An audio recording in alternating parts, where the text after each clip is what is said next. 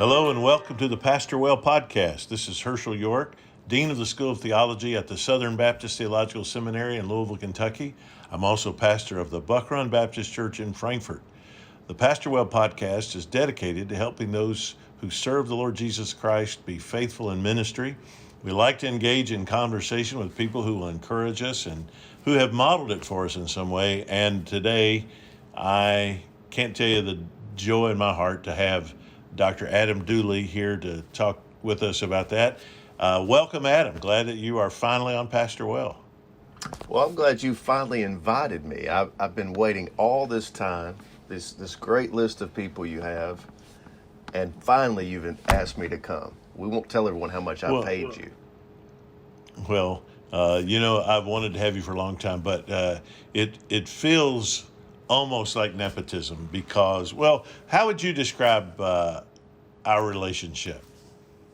Well, you're a second father to me. I mean, truly, in all seriousness, you are probably my closest personal friend. You have been my chief mentor in the ministry. You mean as much to my wife as you do to me and our family, and so it's really hard to describe all that our relationship means to me.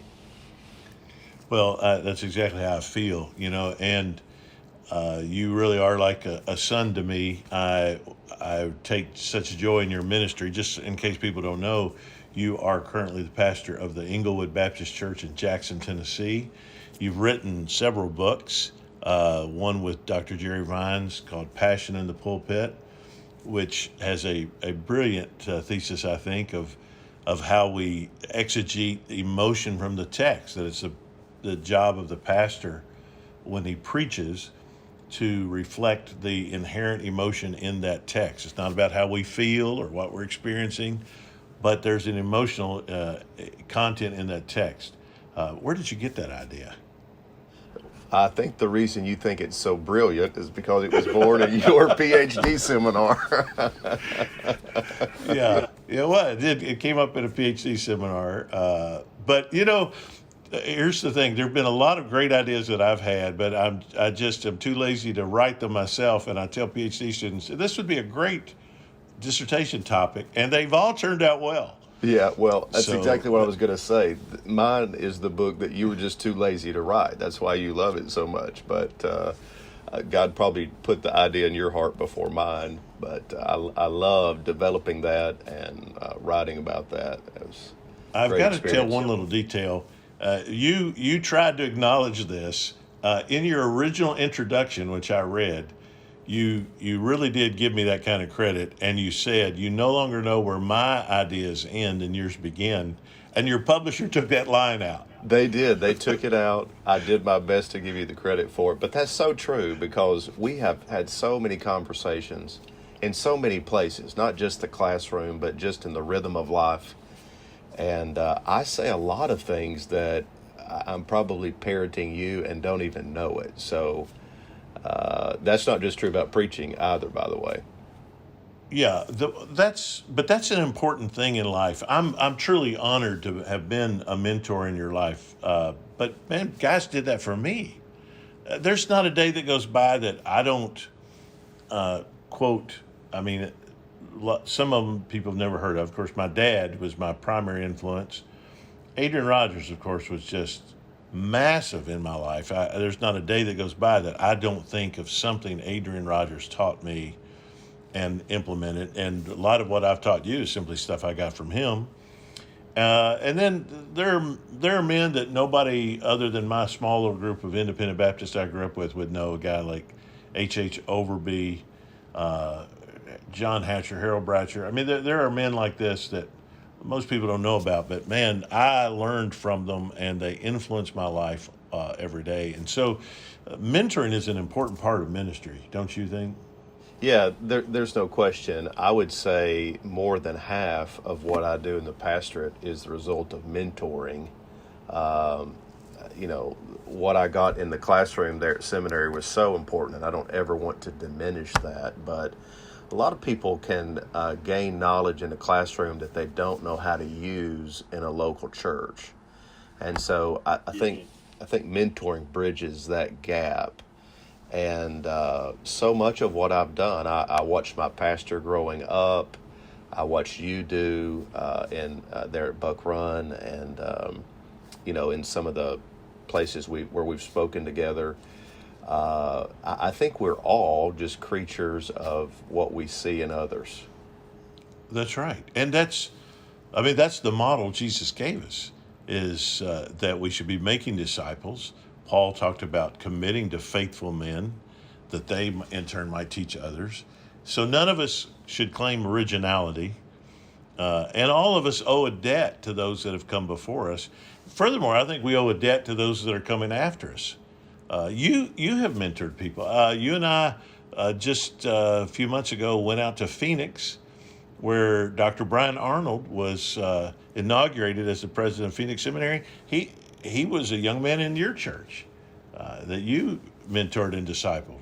That's right. When I was at Southern, I tried to create what we had in the classroom there in my local church. I had about 12 guys that I took through a book on preaching. I let all of them preach just like we did in your classroom, and really tried to step into their lives. And, that has translated now into how I pastor and disciple people in the church. Every week I meet with 5 men and just pour into them the way others have poured into me. And I would say that's where real ministry happens. As much as I love preaching, there's an accountability element that is sometimes lost on Sunday mornings that you can really bring to a table where you're looking at 4 or 5 other men, men with men, women with women, and you just really pour into one another and say, don't just do what I say, do what I do, and here's how I do what I do. The greatest gains I've seen in ministry have been in settings like that.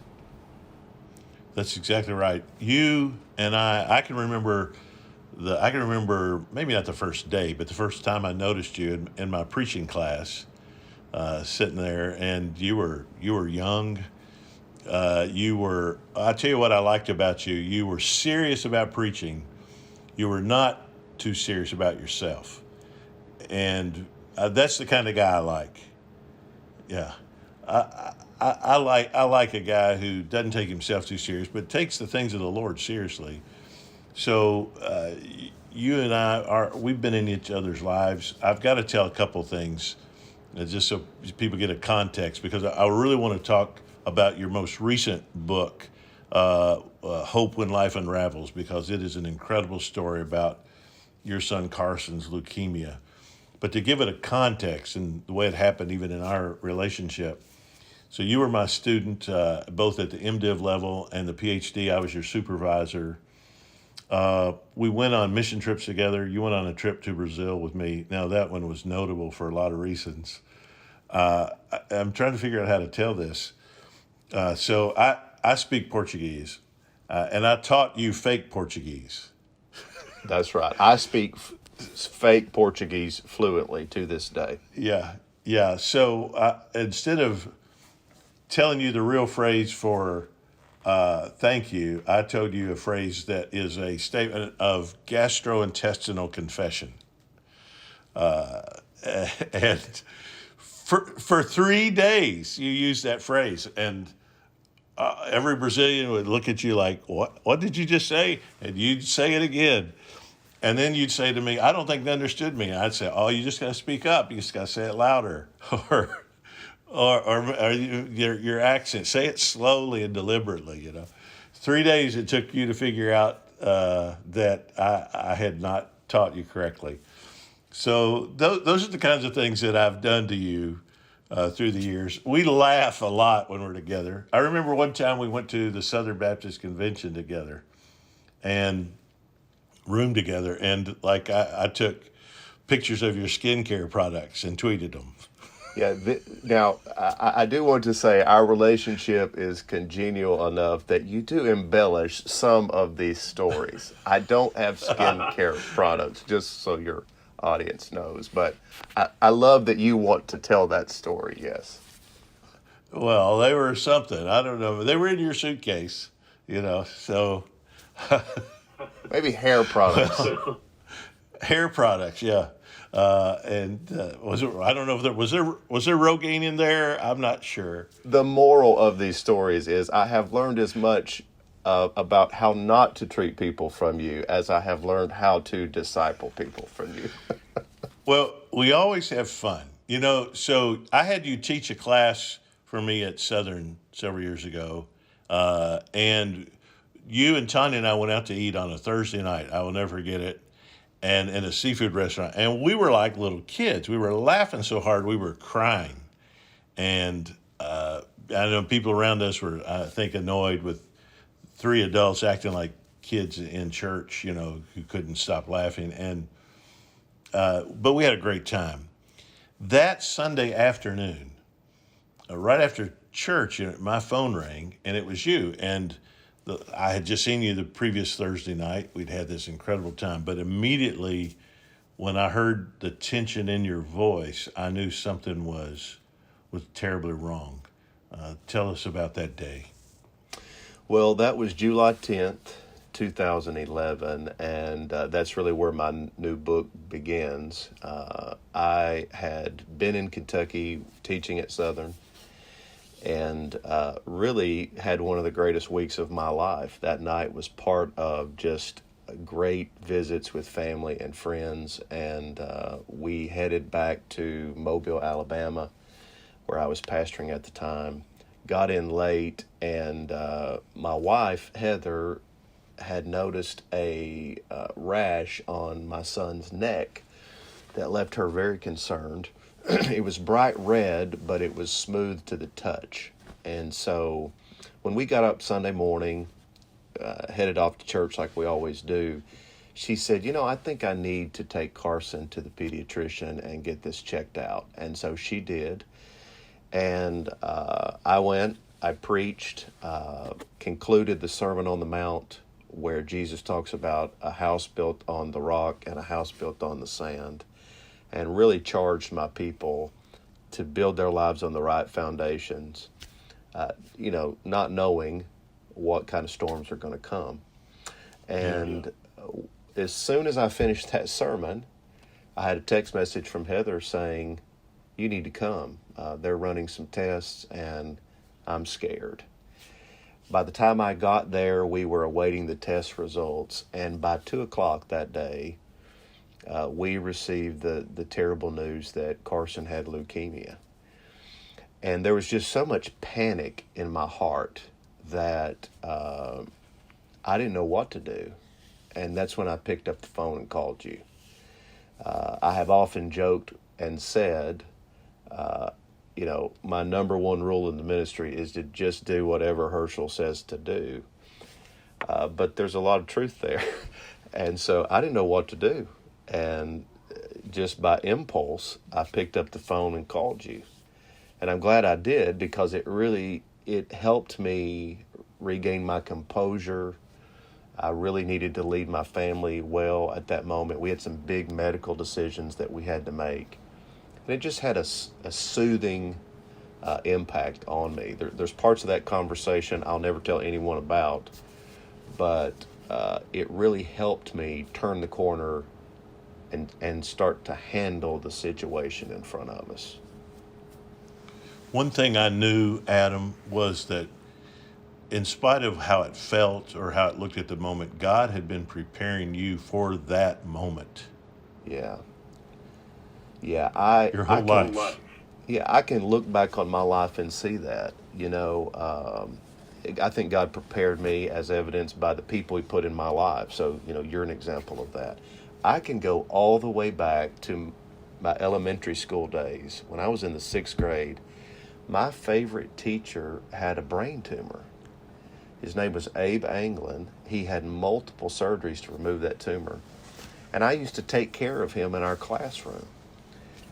He died when I was in the 8th grade at age 26. And I remember the grief of that and having to process that. I think God used him to prepare me for that day in 2011. My executive pastor at the time had a daughter who was treated at St. Jude Hospital in Memphis, Tennessee, 30 years prior. And he was right there in my life at that moment as well. So it's incredible to see how there was just a convergence of people and influence and experiences that helped me to step up and walk through that moment with my family and with the Lord. What I love about your book, Hope When Life Unravels, is that you use your story and you tell your story, but it's not based on your story. It's based on the Scripture, and it really does help people who are going through anything. I mean, there are all kinds of circumstances in which we find ourselves that we don't understand why God has allowed this. We don't know what the outcome will be. We're terrified of what might happen. And you, throughout that book, just take scriptural principles and apply and help suffering Christians think through the providence of God and the trustworthiness of God. Right. Yeah, I really had two goals for writing the book, and one was very personal, but the other is exactly what you just stated. The personal goal was Carson was just 3 years old when he was diagnosed. He was treated for 3 years, and so he has begun to forget, all that we went through, and he was forgetting even while we were there. By the time he was 6 years old, he had forgotten much of what happened at the beginning. So I kept a journal, and I wanted to capture those moments where God really grew us and taught us so that he could remember it. But I also wanted him to learn from it and use the things God taught us whenever he faces difficulties in his life that have nothing to do with cancer. I probably should say to your listeners, Carson is 13 now, and he's doing fantastic. He's been cancer-free since 2014, and you would never know that he had leukemia at this point. So I wanted to capture what God taught us to give to him as a gift. And God really just burdened me that, hey, this might be valuable to other people. So it really isn't a book about cancer. I tell things that happened to Carson, but to raise more common questions that people ask, with the goal of helping anyone who's facing any kind of trial look to the Lord and depend upon the Lord. So I hope we've been able to do that in the book. And if I can say something that on one level is sort of unpleasant, what you write in that book would have been just as true had the Lord taken Carson home to be with him. Yeah, that is true. In fact, I have a chapter about that. We have a number of friends that we made at St. Jude who lost their children. I mentioned two of them by name in the book, and the point of the chapter, much like at the end of Job's suffering, is that God was just as faithful to them as he was to us. Now, the outcome of our trial was different, but God's faithfulness remained. God's purposes stood. God's glory was magnified in different ways in each circumstance. But the bottom line is, he's God, we are not. And the greatest lesson I think God taught us through the whole ordeal was that God really is enough. If you have the Lord, you have all you need. And it's not outcomes that make us or that sustain us. It's the Lord that sustains us. And we really can endure all things through Christ who gives us strength. And I'm thankful that I know that. I've preached that for years. But there's a difference in preaching what you know and preaching what you've lived. So it's an incredible gift that God's given to our family. All healing is temporary. You know, we're still going to face death, and our hope is in the resurrection. And that's the ultimate healing that we live for and long for. I would, if a child of mine had cancer, I'd plead with God and beg God and do everything I could for that child's life to be sustained and spared as well. But our hope is in Him, not in the particular answer to the prayer. Well, that's so true. And one of the things that I have forecasted in my mind is that, as you said, I pray God will give Carson a long, fulfilling life of building God's kingdom. But at some point, he will face another health crisis that will end in his death. And I tried to write the book in such a way that the lessons of this book will help him just as much then as they are helping us now. Because it really isn't tied to the outcome. And what you said is so true. All suffering is temporary, not because all suffering goes away in this life, but ultimately because this life pales in comparison to the life that we have in eternity. And so the temporary nature of it isn't limited to circumstance, time, or space. You did not go through this alone. You went through this with your incredible wife, Heather. Tell us about Heather. How'd you meet her? Well, I met Heather. I preached revival in her church, and let me just tell you, it was the best revival I've ever had. She is the greatest love offering I ever received from a church. And it was one of those old-fashioned revivals where I preached from Sunday to Friday.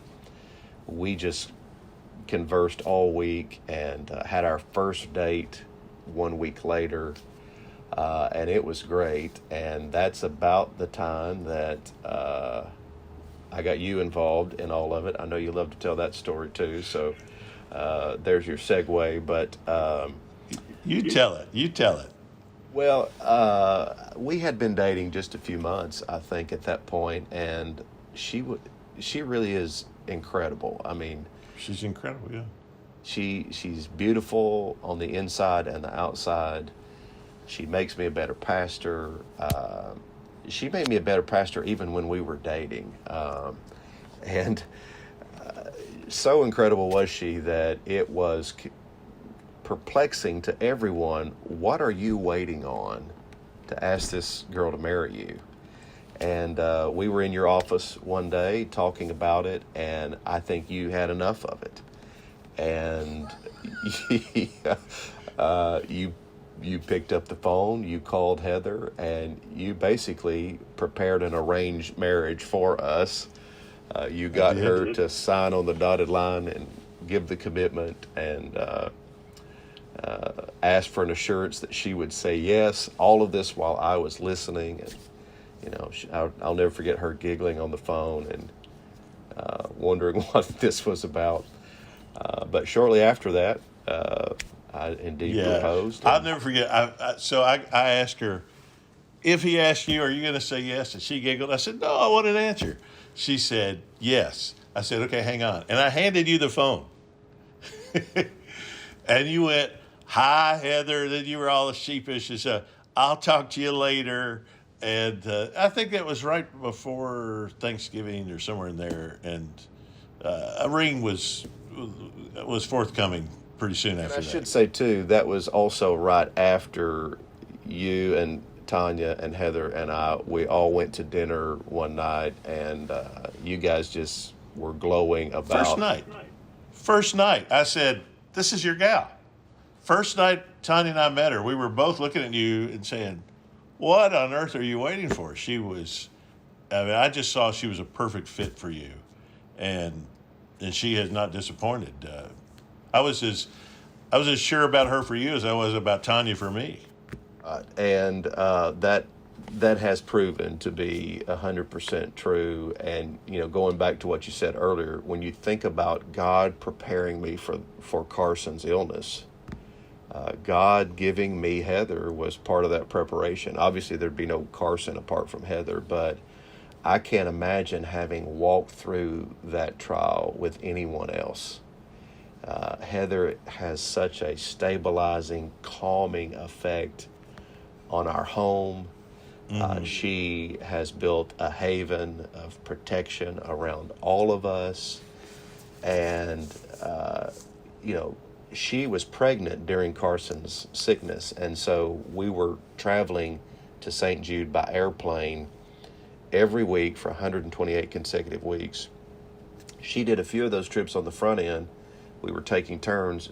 Then she moved along in her pregnancy and was unable to make that trip. So, you know, a lot of people give me far more credit than I deserve because I made most of those trips with Carson. What they did not see was that Heather, our home was like a fortress. Germs could not penetrate.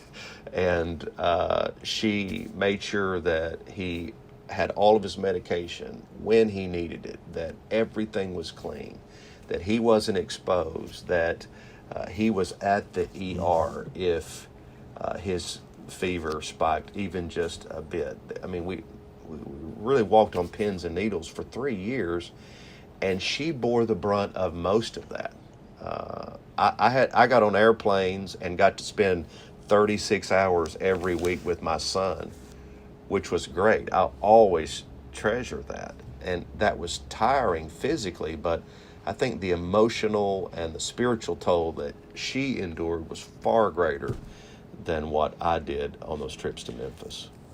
And I want to be respectful, but I think you say enough in the book that this is sort of public knowledge. You were going through tough times at your church too. There was really a struggle in your church simultaneously with your son's cancer treatments. Yeah, it was terrible, and I will speak about it because it is public knowledge. There are things about it I'll never speak publicly, but I had people in my church who were frustrated over the kind of music we were singing, and one of the things I share in the book is a letter I received where a member actually made the accusation that Carson had cancer because of our song selection at the church. And so that began a movement of a disgruntled group beginning to meet, and they would always meet on Tuesday evenings because Carson and I flew to Mobile on Tuesdays. So they knew I wasn't in town. That group grew to probably 75 people or so, and they plotted my dismissal from the pastorate. They were frustrated because I couldn't get back in time on Wednesday evenings to preach in a Wednesday night service, and it felt like the wheels were coming off there. It felt a lot bigger in the moment than it does now looking back at it. Sure, but, yeah. I really thought I might be fired. I want to be quick to say that most of the people in the church I was pastoring were not part of that and are just as horrified by what we're talking about as you and I are. But it was awful. They mailed letters to the entire church roll, and it all came to a head on a Sunday morning, and by God's grace, we endured that. But I want to tell you, that's the only time I ever wanted to quit the ministry. And I really contemplated it. But what I could not shake was just God's call on my life.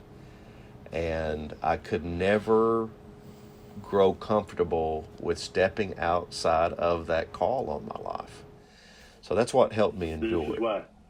This is what I teach day one in my pastoral ministry class. You might even remember the lecture, is that the success of your ministry depends on the strength of your call. And by success, I'm not talking about pastoring a big church or writing a lot of books. I'm talking about faithfulness in ministry.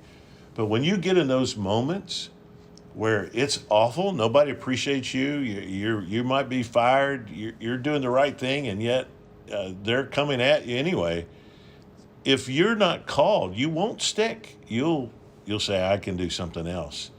But when there's a fire in your bones that you cannot keep silent, you've got to preach the word, you'll endure even that for the sake of the gospel.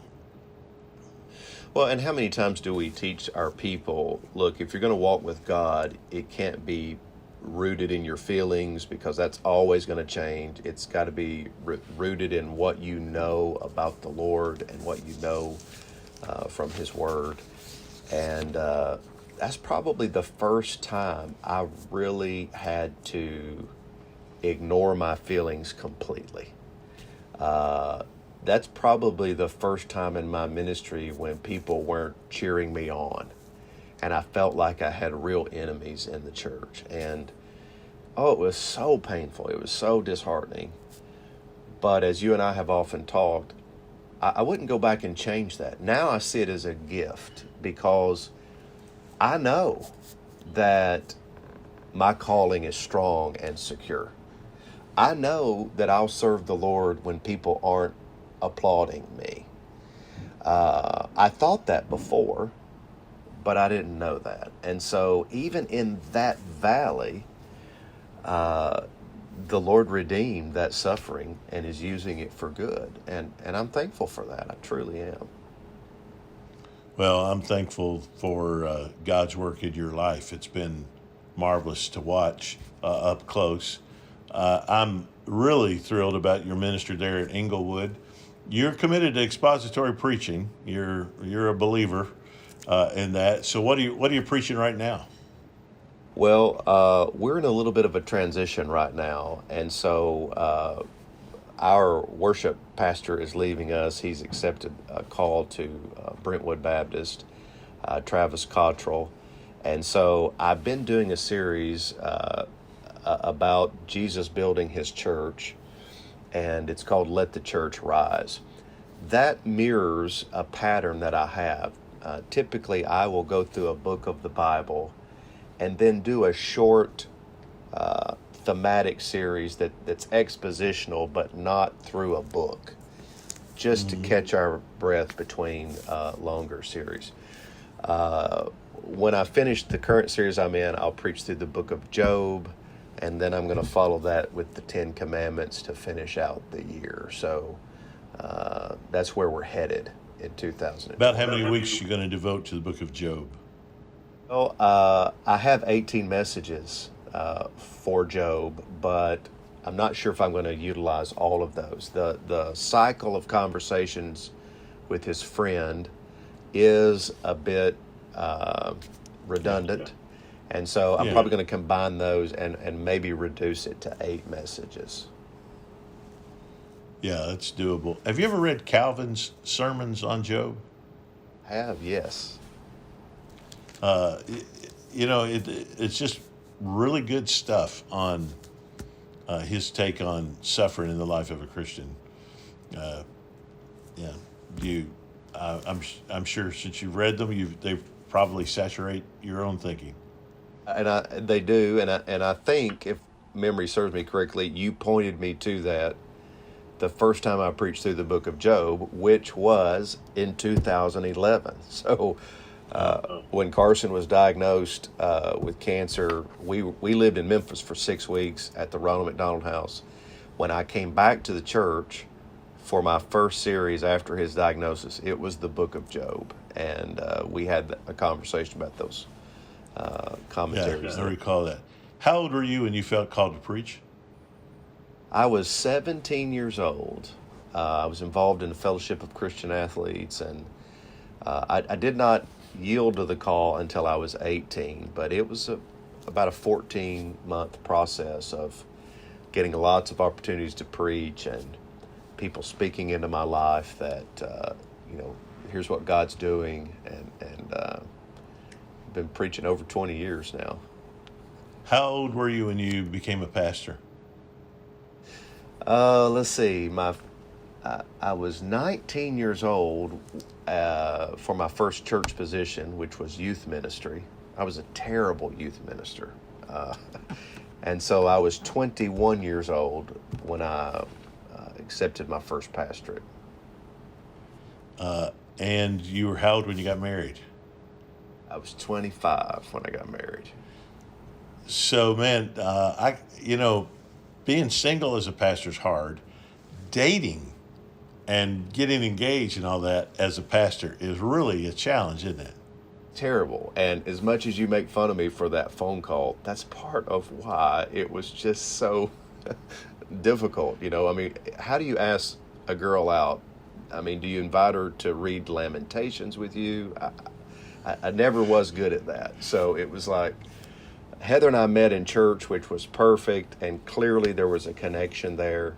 But even then, that first date where I asked her to join me for dinner, it was awkward, and I would not want to go back and hear that conversation if God recorded it anywhere. I can't even imagine it. I can't imagine it. You had no game, but again, that was a good thing. That was a good thing. Well, look, I like to end every Pastor Well podcast with what I call the twinkle in an eye round, just some random questions, quick that you can just answer. All right. What was the first sermon you preached? What was your first text? First text was 2 Corinthians chapter 5. If any man is in Christ, he's a new creation. Old things are passed away. All things are made new. Was it any good? It was terrible. Okay. It was expositional. It was expositional, but I would not say it was good. Who first introduced you to the concept of expository preaching? My pastor, Randy McFerrin, Bethel Baptist Church, Berea, Kentucky, he was really in the vein of Jerry Vines. He would take a group to First Jacksonville to their pastor's conference every year. So he introduced me to it, actually helped me put my first sermon together. It wasn't bad, by the way, because of him. That was all on me. Yeah. But he taught me how to, I'll never forget, he said, every text and really every verse, if possible, you want to explain it, you want to illustrate it, and you want to apply it. And I still follow that basic trajectory in every sermon that I preach. Praise God for a pastor who will teach a young man in his church to do that. That's great. What's the favorite sermon series you've ever preached, whether it be from a biblical book, or what's the favorite thing you've ever done? I love to preach the Sermon on the Mount because you get a glimpse of what life in the kingdom is like. The result of your faith is on full display there. And also, as I said earlier, I was preaching through that when my son was diagnosed. And interesting, after his last chemo treatment, I went back to my church and preached that final sermon from Matthew 7, verse 24 through 29, Sermon on the Mount. 2 houses, one on the sand, one on the rock. I preached it again after having walked through that trial from a completely new perspective. So that's where his treatment started and where it ended. And that's always been special to me. That's great. Favorite movie? My favorite movie? Oh, now see, now you're showing how much game I don't have here. Yeah, but that's okay. Right now, I love that new Pilgrim's Progress movie. My kids love that movie. Have you seen it? I have. In fact, the wife of the guy who made it hit me up on Twitter one day and said, "You got to see this movie." I said, "Oh, I've seen it. I took my grandchildren to see it." Kids love it. They watched it for the first time and they said, "Dad, somebody should put this in a book." So,